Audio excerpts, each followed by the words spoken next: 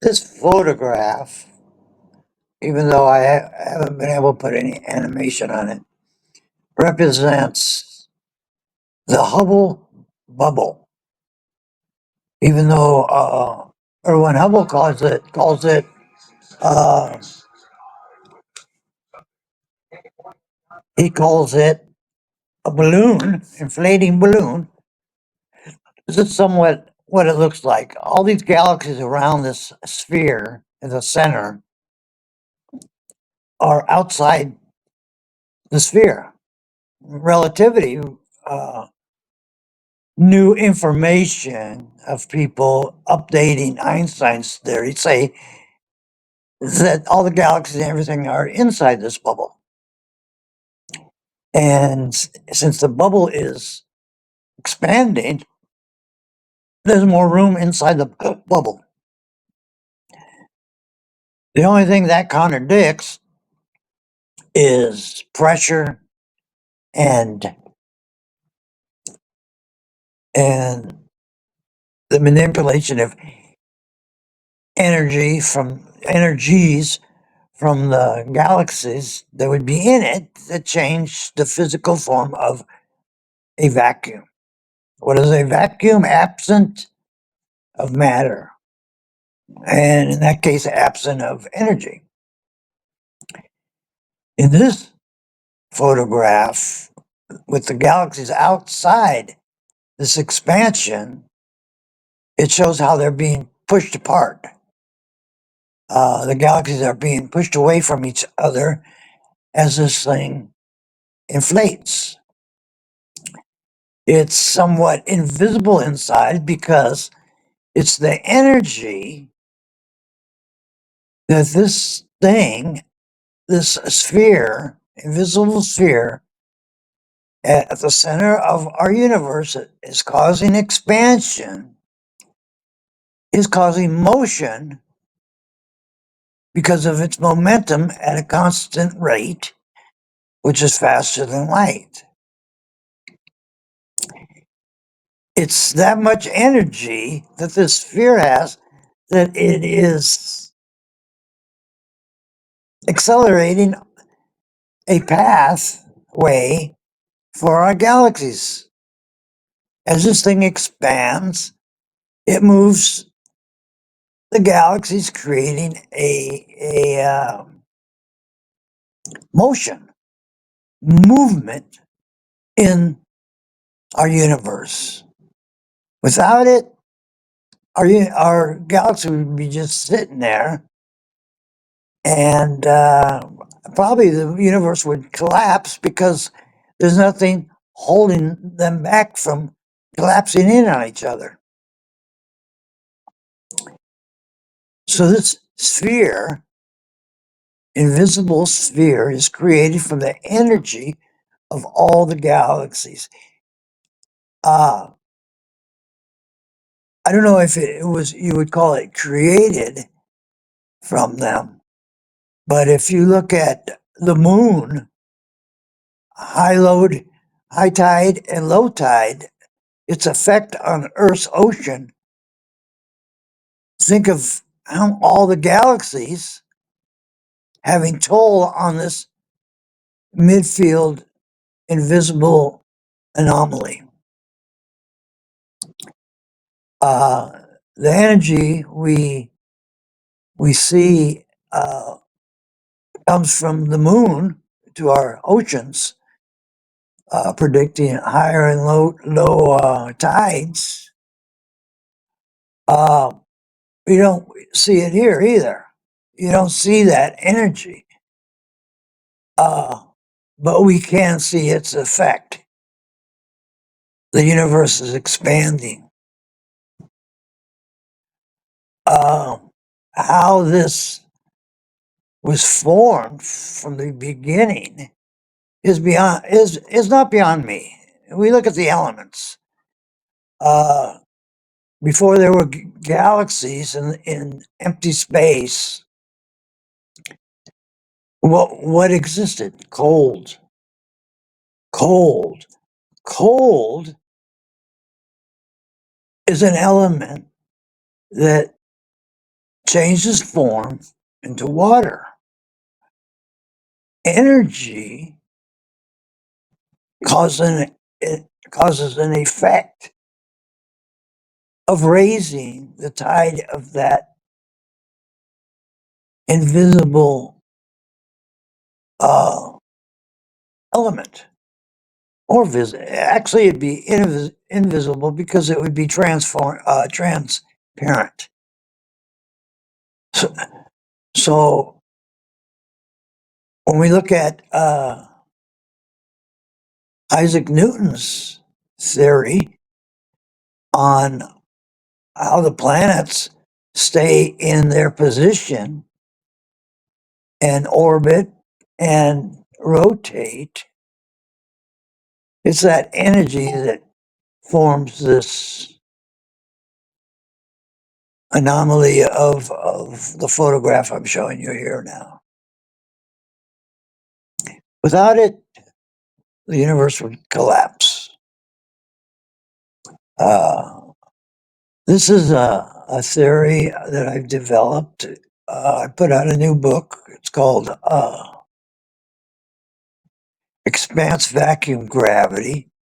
It goes beyond uh, Hubble's observations. It reforms the idea of a subtle universe, as relativity predicts, and it shows a consistency, whatever, of a faster than light force. If we go back in Earth science, we discover that in in physics, in the evolution of energy, motors, generators, etc., they discovered that, and it was formatted from this, that it takes 2 pounds of energy to move a 1 pound mass. In other words, if you only have 1 pound of energy trying to push a 1 pound mass, it's not going to move. That's Einstein's relativity, a subtle universe. When you have momentum, you have you need 2 pounds of energy for that 1 pound mass. Now, when we convert that to the universe, how much energy do we need to push on all the galaxies relative to that theory that I've just mentioned? You need twice as much energy. So, my predictions that the universe is the force of this anomaly is 450,000 miles a second relative to squared energy. That much energy it takes to put the universe in motion and keep it in motion because this is at a constant. And it's expanding the uh, area between the galaxies in uniform motion. In other words, all the galaxies are there because that's the accepted position using Isaac Newton's uh, theory on position and gravity of all the planets in space.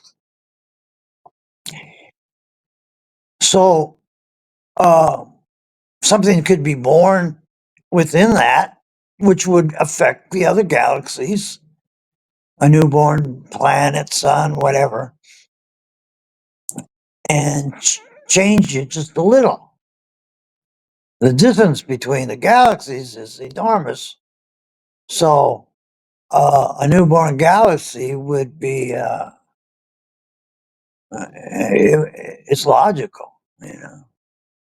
But when we look at all these theories about newborn planets and stars and everything, they're all inside a galaxy that is already there. Uh, it's motion that keeps these galaxies alive. Let's say without them, just think of it. It would be uh, everything would burn up or freeze. Those are the two main elements of our space. How much heat there is. I think it's 4K, and how cold it can get. There's more cold in the universe than there is heat or suns or warmth from all the other matter that exists. Uh, this is an explanation of my new expanse theory. It takes twice as much energy. That means the force that causes to put our universe in motion is twice as much that Einstein predicts to be the speed of light. In Einstein's theory, 1 pound of energy of energy will advocate for 1 pound of mass. But that's not how it works. That means there would be no movement in our universe, or it would collapse. Just think about it, it would collapse because there's nothing to keep it from collapsing. I hope you like my videos. I have a new book coming out. It's called EVG, Expanse Vacuum Gravity, putting the universe in motion. Thank you. My books are on Amazon. Thank you.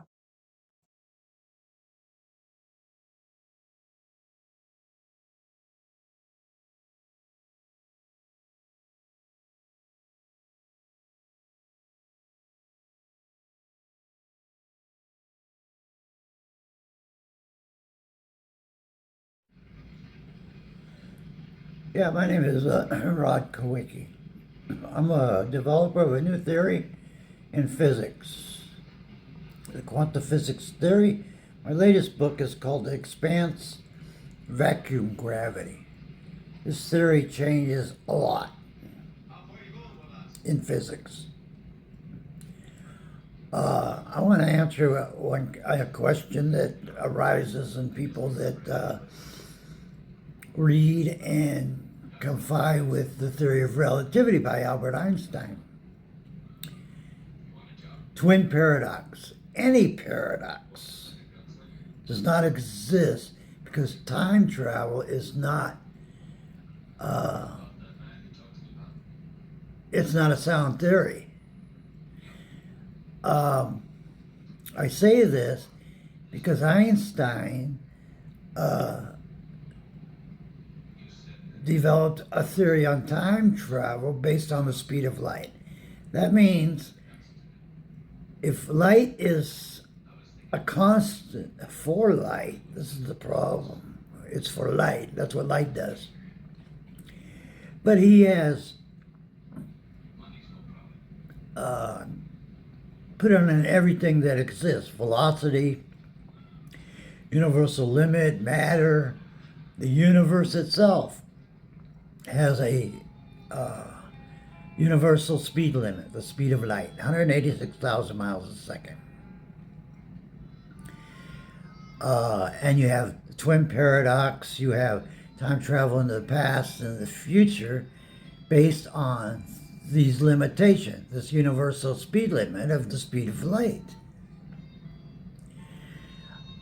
Can we bend the vacuum of space? I don't think so.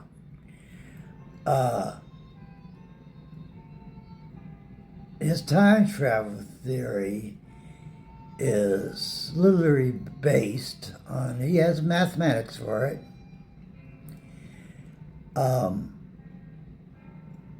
and but it's not feasible. His universal speed limit was debunked in 1925 by Edwin Hubble, who proved and researched as well as measured that the speed of light, that the universe was expanding at a velocity greater than the speed of light. So that means that it means the universe is moving or has a constant acceleration rate faster than light, which means Einstein's time travel theory is debunked. It doesn't exist. Whether we can travel through time, his time sequences, when you look at it literally, he talks about space-time. It's a measurement, but you have to go into the mathematics of that space-time to understand it.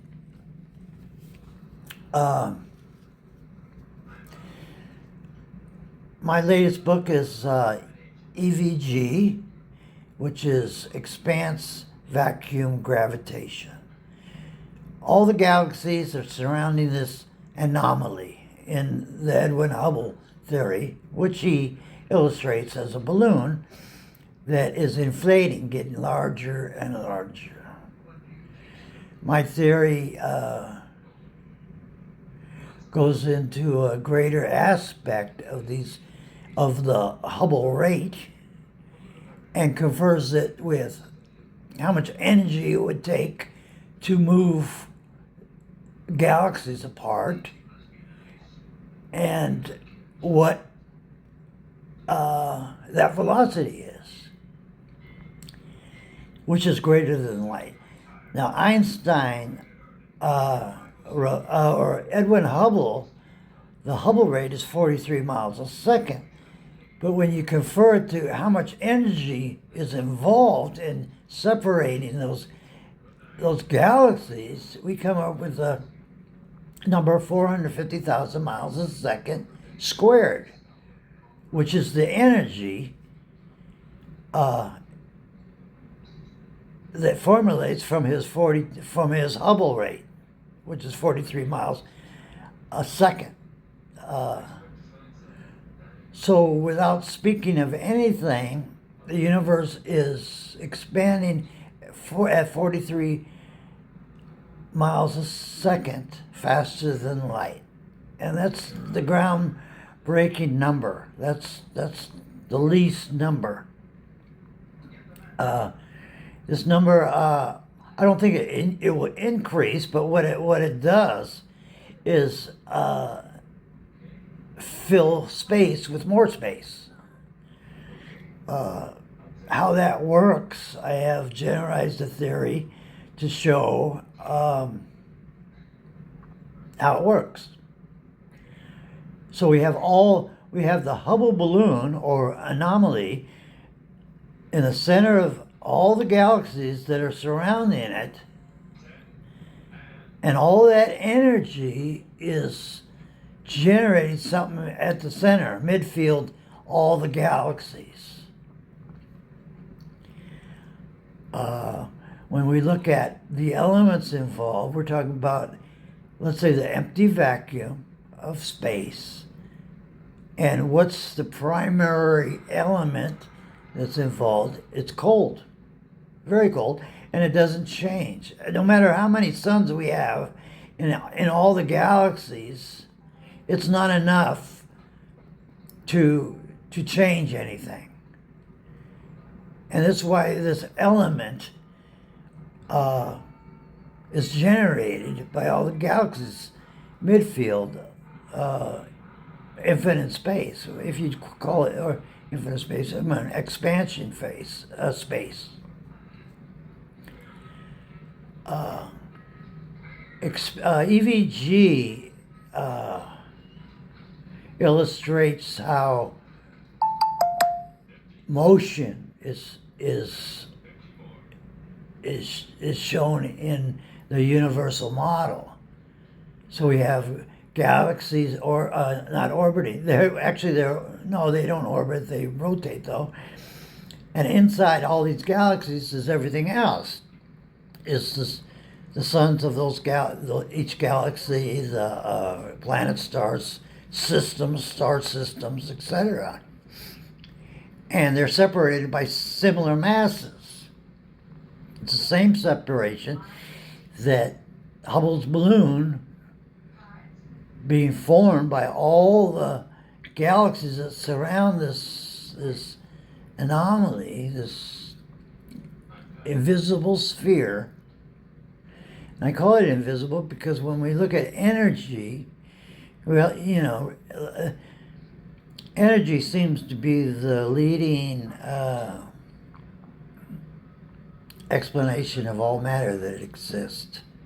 Without going into a lot of depth, I would say that energy is invisible. Why is this?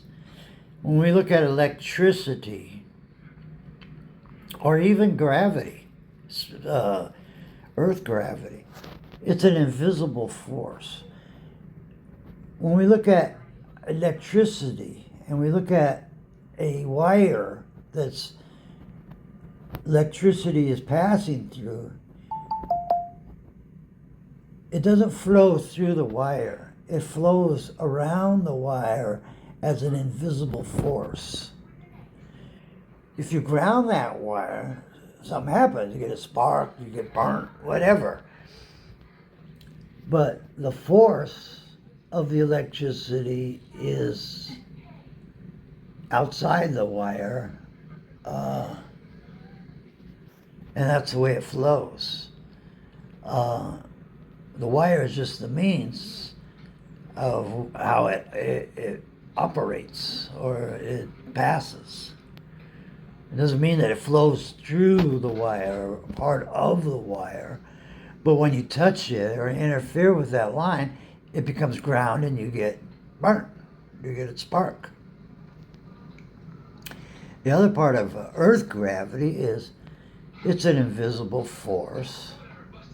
It's all around in the Earth's atmosphere, but it's invisible. It's also invisible. Why is it invisible, and what is gravity? Gravity is an invisible force relative to the separation between the planet core, and outer space, which gives it an atmosphere.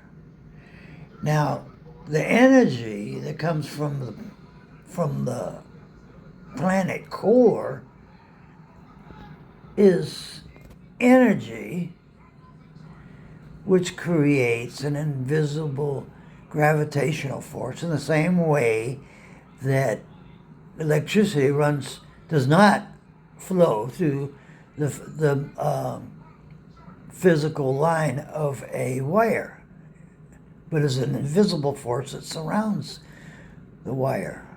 The same way that human beings, since we're going to go into it, which are 75% liquid, or 95% liquid. We are blood and all the other liquid that makes all our bodies work.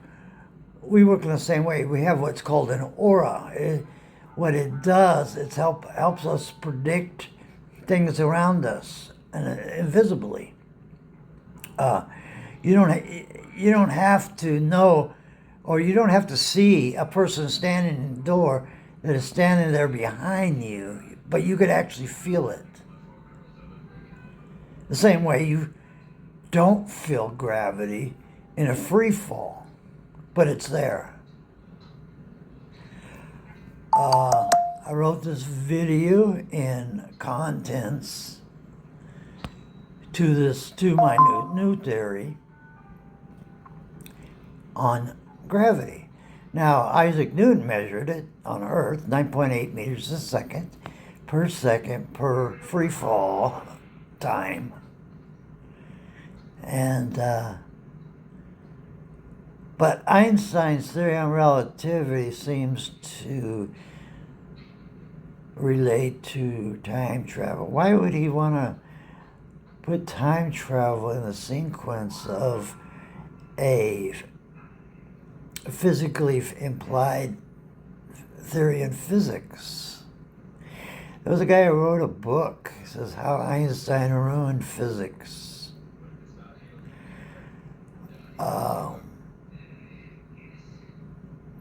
I haven't read it. I've seen it. I've looked through it. But it seems that Einstein's imagination has run with him.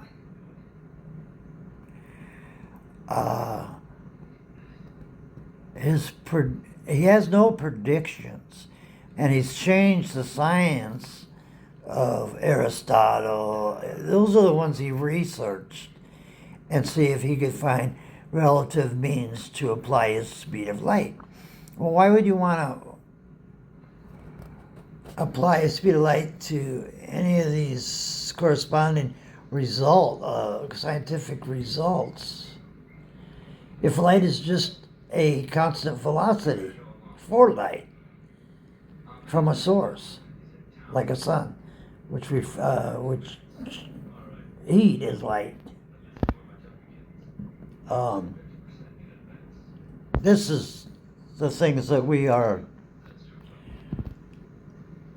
implying when we look at relativity. Anyways, I'd like to let you know that there's a new theory out there. I've written several books. They're on Amazon. I know physics is not a big reader, unless you make it a story like special SRT. But so I opened up another wormhole, let's say, to convey a little bit more. The only black hole that seems to have been discovered is the one in the Milky Way. And through the Webb telescope, scientists take that and apply it to all the galaxies. In the same way I did. I wrote a book called The Popcorn Universe, which is a stage in the universe's evolution that the galaxies were formed and made as part of a second stage from the Big Bang.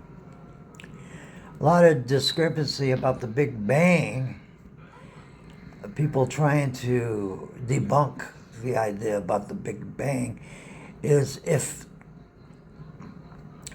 something has a limited timeline or lifeline or a half-life, we can easily say that it's going to pass and something else is going to probably take its place. The reason something else will take its place is because everything in the universe and everything in space has no place to go except where it's at right now. Now that can change through evolution. Let's say the collapse of the universe creates something else because it has no place to go.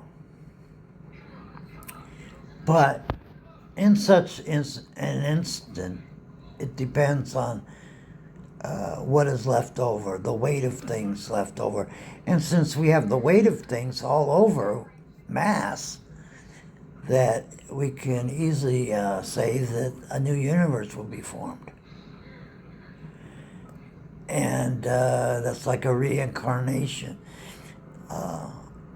Relative to human insight, the idea, different aspects of reincarnation is the reborn of something that has passed. Anyways, my name is Rudka Kowicki. You can find my books on Amazon.